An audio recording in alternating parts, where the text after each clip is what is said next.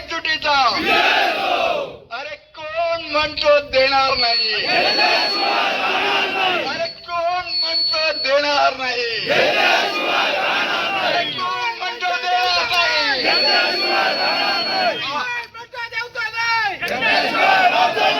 शेतकरी व्यापारी संघटनेच्या एकजुटीचा शेतकरी व्यापारी आंबा बागायतदार काजू बागायतदारांच्या एकजुटीचा आंदोलन आहे की त्या ठिकाणी आज सगळ्यांनी स्वतःचं नेतृत्व स्वतः केलं आणि त्याची परिणिती आज हजारो लोक इथे जमण्यामध्ये झालेली आहे. सर्वात पहिलं या ठिकाणी आज तुमच्या वतीने आमच्या वतीने सगळ्यांच्या वतीने सगळ्यांच्या या ठिकाणी आज अभिनंदन करतो. कारण जर आता नाही तर कधी नाही ही संजय गावड्यांच्या या ठिकाणी स्लोगन होती. आता नाही तर कधी नाही. आणि म्हणून या ह्याच्यामध्ये आज आपण गेले आपण प्रयत्न केले, अनेक मिटिंगा घेतल्या, अनेक गावाशी संपर्क साधला, शेतकऱ्यामध्ये जागृती झाली आणि ही सुरुवात आहे. मी या ठिकाणी तहसीलदारांच्या माध्यमातून शासनाला आज सूचना करतो की हा वेंगुर्ला एकदा आतापर्यंत स्वातंत्र्याच्या आधी महात्मा गांधींनी शिरोड्यामध्ये आंदोलन केलं आणि देश पेटला होता. हे वेंगुर्ला आहे. या वेंगुर्ल्यामध्ये सुरुवात झालेली आहे आणि या सुरुवातीच्या ठिकाणी जर शासनाने आमच्या योग्य मागण्याकडे आमच्या ठिकाणी आमचा शेतकरी आज नेस्तनाभूत झालेला आहे.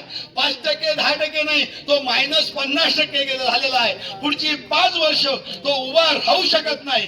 अशी परिस्थिती असताना गेल्या 4 वर्षात आमच्या तोंडाला पानं पुसण्याचं काम शासनाने केलेलं आहे.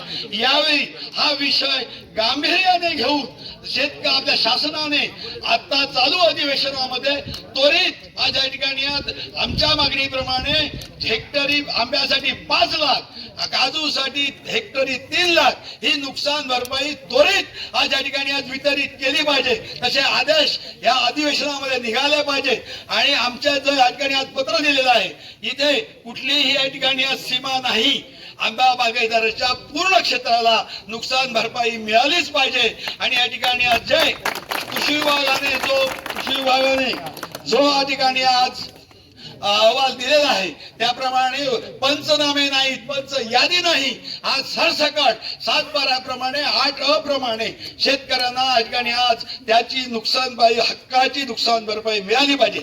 अवकाळी झाली नाही, दुसऱ्या दिवशी सगळं विधान भवन गाजतं. आणि आज आम्ही या ठिकाणी पालकमंत्र्यांनी दिलेला जो या ठिकाणी आदेश असेल किंवा इतर या ठिकाणी आज आमदार या ठिकाणी प्रयत्न करत असतील ते पुरेसे नाही. हाऊस त्यांनी या ठिकाणी विधानसभा डोक्यावर घेतली पाहिजे. कोकणात 34 आणि मुंबईच्या 34 पैकी 25 आमदार हे कोकणातले आहेत. आणि म्हणून विधान भवन जोपर्यंत नुकसान भरपाई डिक्लेअर होत नाही तोपर्यंत विधानसभा चालता कामा नये, त्या ठिकाणी कामकाज होता नाही अशी आमची मागणी आहे. त्या शासनाने त्वरित अंत न बघता निर्णय घ्यावा अशी विनंती करतो.